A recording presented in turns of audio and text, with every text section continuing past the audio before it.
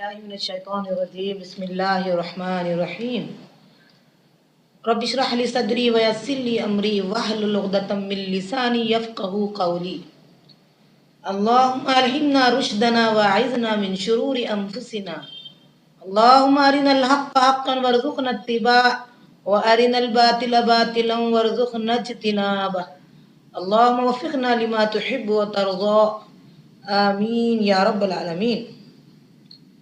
محترم خواتین، السلام علیکم ورحمۃ اللہ وبرکاتہ۔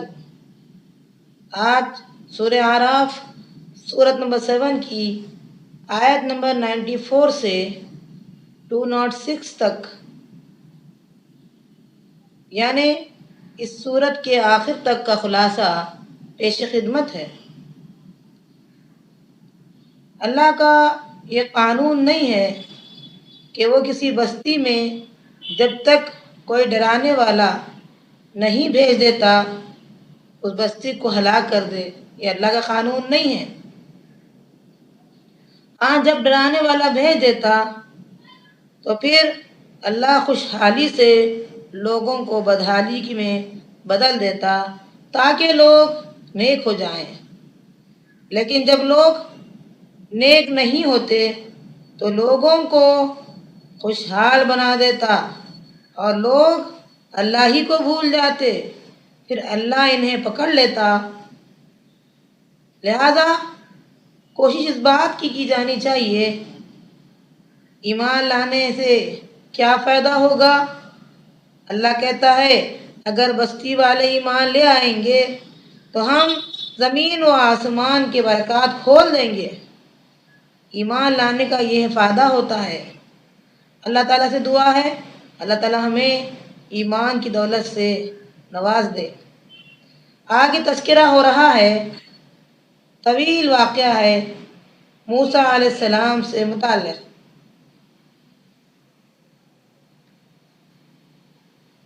اس سے پہلے کہ اللہ نے بیان کیا گاؤں والوں کے قصے جو کہ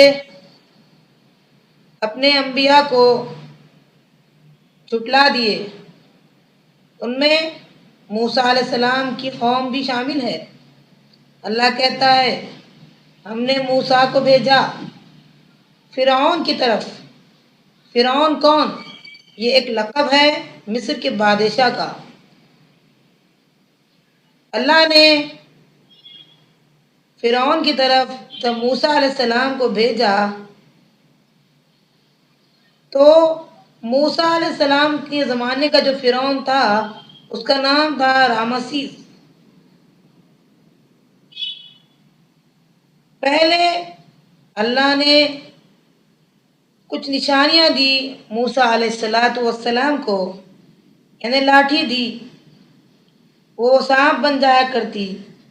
ید بیضا دیا، یعنی بغل میں آپ ہاتھ ڈالتے تو وہ روشن ہو جاتا۔ اب اللہ نے حکم دیا موسیٰ علیہ السلام کو کہ وہ فرعون کے دربار میں جائیں۔ جب موسیٰ علیہ السلام فرعون کے دربار میں گئے، فرعون نے کہا اے لوگو، موسیٰ تمہارے پاس لیے آئے کہ تمہیں تمہاری زمین سے نکال دے، بولو تمہاری کیا رائے ہے؟ انہوں نے کہا ہم انہیں ہی نکال دیں گے۔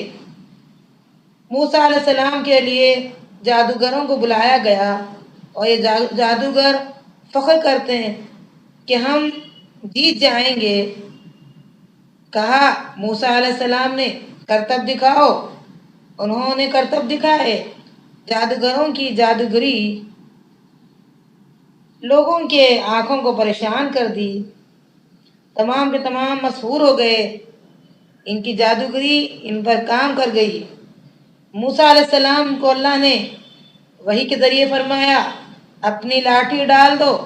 جب موسیٰ علیہ السلام نے جیسا ہی لاٹھی زمین پر رکھی، یہ لاٹھی اژدہا بن گیا، تمام چیزوں کو نگل گئی۔ جادوگر دیکھتے ہی سجدے میں گر پڑے اور کہنے لگے ہم ایمان لائے۔ جیسے ہی فرعون یہ بات سنی، فرعون غصے میں آ گیا اور کہا اے جادوگرو، میری اجازت کے بغیر ایمان لے آئے؟ तमाम के तमाम को हाथ पैर काट कर उल्टा लटका दूंगा। कहने लगे हम तो अपने रब की तरफ, हम रब पर ईमान लाए और उसी की तरफ लौट कर जाने वाले हैं। फिर जादूगर ने कहा, अल्लाह से दुआ मांगी और रब्बना अफ़रिग़ अलैना सब्रन व तवफ़्फ़ना मुस्लिमीन, अल्लाह हम हमारे ऊपर सब्र उड़ेल दे और हमें फरमाबरदारी की हालत में वफात देना। रब से दुआ मांगी, सब्र का मुतालबा किया और खातिमा ईमान पर मुतालबा किया, वफात इस्लाम की हालत में मुसलमान होने की सूरत में अल्लाह से मांगी।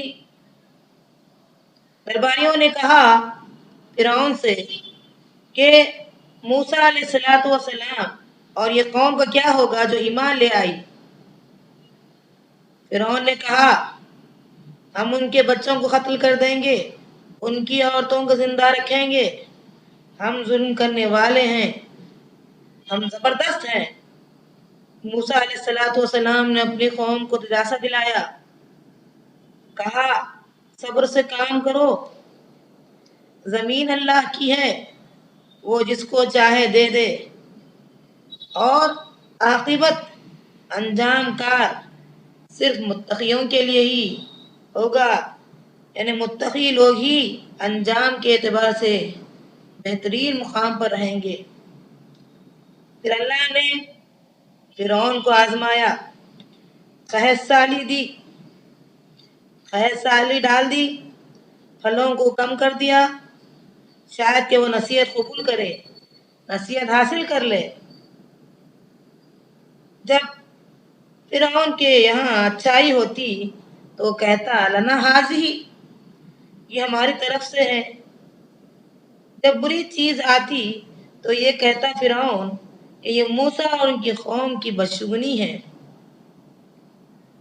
अल्लाह ने तूफान को भेज दिया सजा के तौर पर। टिड्डी खटमल ज्यादा आ गए, मेंढक को भेजा, खून भेज दिया। ये उनके लिए वाज़ेह निशानियां थी, लेकिन उन्होंने उसको समझा नहीं, तकब्बुर किया, गुरूर किया। अब जब ये अजाब को देखा तो मूसा अलैहिस्सलाम के पास आए और कहे, ऐ मूसा हमारे लिए दुआ फरमाइए, जब ये चीज खत्म हो जाए तो हम जरूर ईमान लाएंगे। जब परेशानी खत्म हो गई तो फिर ईमान नहीं लाए। तो अल्लाह ने कहा हमने उन्हें डुबो दिया। आज भी फिरौन की लाश जो मूसा अलैहिस्सलाम के जमाने का था मिस्र के अंदर मौजूद है, जो कुरान की सच्चाई पर वाज़ेह दलील है। जो लोग कुरान के अल्लाह की तरफ से नुज़ुल होने पर या नाजिल होने पर शक करते हैं, वो सूरह यूनुस सूरत नंबर 10 की आयत नंबर 52 पढ़ लें कि वो आज भी मिस्र में मौजूद है। उसकी लाश को देखें फिर ईमान ले आए। मूसा अलैहिस्सलाम की कौम को जो कमजोर थी, अल्लाह ने फिरौन से नजात दिलाकर उन्हें विरासत दे दी। अल्लाह ने वो कौम जो कमजोर थी अब उसको हाकिम बना दिया। लेकिन इस कौम को क्या करना चाहिए था, फिर उन्होंने क्या किया। और तलब बात है, नेमत मिलती है तो मजीद इबादत करें, मजीद अल्लाह की बात माने। इस कौम ने कहा है मूसा कोई दूसरा माबूद बना दे। गौर तलब बात है किस कदर इनकी नाशुक्रियां हैं। अब मूसा अलैहिस्सलाम को अल्लाह ने 40 दिन के लिए बुलाया कोहे तूर की तरफ। वो कोहे तूर की तरफ चले गए तो अपने भाई हारून को तबलीग का काम करते हुए छोड़ कर गए, यानी उनके कोहे तूर पर 40 दिन तक जाने के अरसे में हारून अलैहिस्सलाम تبلیغ کا کام کرتے رہیں۔ موسیٰ علیہ السلام نے اللہ سے کلام کیا اور وہاں انہیں خواہش پیدا ہوئی کہ وہ دیکھیں۔ رب نے کہا اے موسیٰ تم نہیں دیکھ سکتے، تمہاری آنکھ دیکھ نہیں سکتی۔ اصرار کیا تو اللہ نے اپنی روشنی ڈال دی، وہ بے ہوش ہو گئے۔ جب ہوش آیا تو انہوں نے اللہ سے کہا اے اللہ میں تیری طرف رجوع ہوتا ہوں، میں پہلا مومن ہوں۔ اس درمیان میں قوم میں ایک شخص سامری نامی تھا، جس نے زیورات سے ایک بچڑا بنا دیا اور اس کی آواز آنے لگی، لوگ بچڑے کی عبادت کرنے لگے۔ موسیٰ علیہ السلام جب آئے تو کافی غصے میں تھے۔ ہارون علیہ السلام سے انہوں نے کہا اے ہارون اسی لیے میں تجھے چھوڑا تھا پیچھے اپنے۔ ہارون علیہ السلام نے کہا کہ میری قوم تو میرے قتل کے در پہ ہو گئی، میں کیا کروں؟ بلاخر گائے کی جو پوجا ہوئی تھی اس کے لیے کیا ہوگا؟ 70 آدمی کو لے کر موسیٰ علیہ السلام کوہ طور پر گئے۔ موسیٰ علیہ السلام اسی لیے گئے تاکہ وہ توبہ استغفار کرے اللہ سے۔ اللہ نے کہا ٹھیک ہے، میرا عذاب ان کو پہنچے گا جو غلط کام کر رہے ہیں، اور میری رحمت ہر چیز پر حاوی ہے، غالب ہے۔ مسلم کی حدیث ہے، کتاب نمبر 49 باب نمبر 4 حدیث نمبر 2753۔ نبی اکرم صلی اللہ علیہ وسلم فرماتے ہیں کہ اللہ کہتا ہے اللہ کی رحمت کیا کہنا مومنوں، اللہ نے اپنی رحمت کا 100 حصہ کیا ہے، ایک حصہ دنیا میں بھیجا ہے۔ وہی محبت انسان، جنات، جانور اور پرندے کرتے ہیں ایک دوسرے کے ساتھ۔ ایک حصے کا بدلہ یہ ہے، ایک رحمت کا اثر یہ ہے، اور جو 99 حصے جو اپنے پاس رکھے ہیں اللہ نے، قیامت کے دن ان کو دے گا جو ایمان لائے، تقوی کی زندگی بسر کرے، زکوٰۃ ادا کرے۔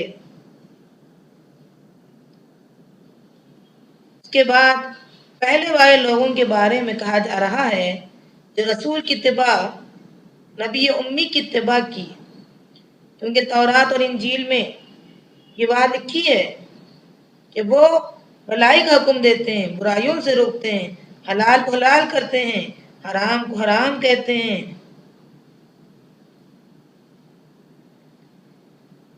اس کے بعد ذکر ہو رہا ہے جو لوگ نبی پر ایمان لائے اور نور پر یعنی قرآن مجید پر ایمان لائے، ہم ان کی خطائیوں کو معاف کر دیں گے۔ نبی صلی اللہ علیہ وسلم کے بارے میں آتا ہے اے نبی کہہ دیجئے انی رسول اللہ علیکم جمیعا، میں تمام کے لیے رسول بنا کر بھیجا گیا ہوں۔ آگے تذکرہ ہو رہا ہے 12 چشموں سے متعلق۔ جب انہیں یہ نعمت دی اللہ نے کہا حتۃ نغفر لکم، کہو اے اللہ ہمیں بخش دے۔ انہوں نے کیا کہا حبۃ فی شعرۃ، ہمیں گیہوں چاہیے۔ انہوں نے اللہ کی بات نہیں مانی۔ آگے ایک اور بات کا ذکر ہو رہا ہے کہ دریا کے کنارے پر یہ تھے، ہفتے کے دن اللہ نے یہ حکم دیا، انہیں آزمایا کہ مچھلی کا شکار نہ کیا جائے۔ انہوں نے ایک دن پہلے گڑھے کھول دیے تاکہ مچھلیاں اس میں آئے۔ ان میں کچھ لوگ ایسے ہیں ان کے ایک گروہ جو برائی کرتے اور دوسرا گروہ یہ تھا جو تبلیغ نہیں کرتے، ہمیں ان سے کچھ لینا دینا نہیں ہے، اس قسم کے لوگ تھے۔ اور کچھ لوگ جو تیسرا گروہ تھا وہ جو لوگوں کو سمجھایا کرتے تھے، لیکن لوگ اللہ کی نافرمانی کی، اللہ نے ان پر عذاب نازل فرمایا اور کہا ذلیل و خوار بندر بن جاؤ، اور اللہ انہیں ہمیشہ یعنی قیامت تک کے لیے لعنت فرمائی۔ لعنت کا کیا اثر ہے کہ ان کی حکومت یا تو اللہ کے رحم و کرم پر یا برطانیہ امریکہ کے رحم و کرم پر آج قائم ہے۔ اس کے بعد ذکر ہو رہا ہے اللہ نے آدم علیہ السلام سے تمام لوگوں کو پیدا کیا جو قیامت تک آنے والے ہیں، وہ ایک اللہ کو مانے۔ ان سے عہد لیا، کہا میں تمہارا رب ہوں۔ لوگوں نے کہا ہمیں یہ بات یاد نہیں ہے، ہمیں یہ عہد یاد نہیں ہے، بھلا بتائیے یہ بات صحیح ہو سکتی ہے؟ جیسے کوئی کہے میرے ماں باپ نے مجھے پالا پوسا ہے، مجھے یہ بات یاد نہیں ہے، معلوم نہیں ہے۔ غور طلب بات ہے، ان کو دل دیے گئے سمجھتے نہیں، آنکھ دی گئی جو دیکھتی نہیں، کان دیے گئے جو سنتی نہیں۔ یہ چوپائے ہیں، چوپائے تو بہتر ہے ان سے، یہ ان سے بھی گئے گزرے ہیں۔ اللہ کو بہترین نام سے یاد کرو، ان ناموں کے ذریعے پکارو اللہ کو۔ بخاری کی حدیث ہے، کتاب نمبر 18، باب نمبر 68، حدیث نمبر 6410، اللہ کے نام ہیں جن سے اللہ کو پکارو، یاد کرو، جنت میں جائیں گے۔ اللہ نے کہا ان لوگوں سے جو دنیا دار ہیں، اللہ نے انہیں دنیا دے رکھی ہے اور انہیں ڈھیل بھی دے رکھی ہے، جب وقت آئے گا تو اللہ کہتا ہے ہم ان کو پکڑیں گے اور ان کو ہم سے کوئی بچا نہیں سکے گا۔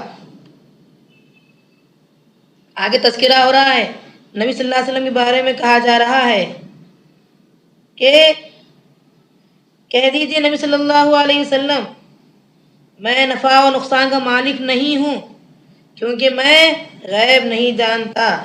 اگر غیب جانتا ہوتا تو بہت ساری بھلائیاں جمع کر لیتا۔ اس کے بعد اللہ کی طاقت بتائی جا رہی ہے، اللہ نے تمہیں ایک جان سے پیدا کیا۔ یہ لوگ جن کو یہ پوچھ رہے ہیں ان کی حقیقت کیا ہے؟ یہ تو تم جیسے ایک انسان ہو، اس کو تم پکار رہے ہو، تمہارے پاس ان سے بہتر ہے پاؤں جسے تم چل رہے ہو، ان سے بہتر ہے کان جسے تم سن سکتے ہو، ان سے بہتر ہے آنکھ جسے تم دیکھ سکتے ہو۔ وہ تو مردہ ہو چکے ہیں، کبھی بھی وہ تمہاری بات نہیں سن سکتے، وہ کچھ بھی نہیں کر سکتے، پھر کیوں تم انہیں بلاتے ہو؟ نبی صلی اللہ علیہ وسلم کو آگے دعوت کے طریقے کا حکم بتایا جا رہا ہے کہ دعوت کیسی دینی چاہیے، کیا صفات ہونی چاہیے۔ فرمایا نبی صلی اللہ علیہ وسلم آپ درگزر سے کام لیجئے، خذ العفو، آپ عفو درگزر سے کام لیجئے، بھلائی کا حکم دیجئے اور ان سے اعراض کیجئے۔ جب شیطان بھکاتا ہے تو اعوذ باللہ من الشیطان الرجیم پڑھیے۔ غصے کی حالت میں انسان کو چاہیے کہ بیٹھ جائیں، پانی پی لیں، وضو کر لیں تاکہ غصہ ٹھنڈا ہو جائے۔ جب قرآن پڑھا جائے تو کافروں کی یہ حالت تھی کہ وہ قرآن پڑھتے وقت زور زور سے چلاتے تھے۔ ان کو کہا جا رہا ہے خاموش رہو، غور سے سنو، شاید کہ رحم ہو۔ آپ صلی اللہ علیہ وسلم کو حکم دیا جا رہا ہے اے محمد صلی اللہ علیہ وسلم اپنے رب کو خوب یاد کیجئے، اور جو لوگ اپنے رب کو یاد نہیں کرتے وہ تکبر کرنے والے ہیں۔ اللہ تعالی ہم سب کو قرآن سمجھنے، عمل کرنے اور لوگوں تک پہنچانے کی توفیق عطا فرما۔ السلام علیکم ورحمۃ اللہ وبرکاتہ۔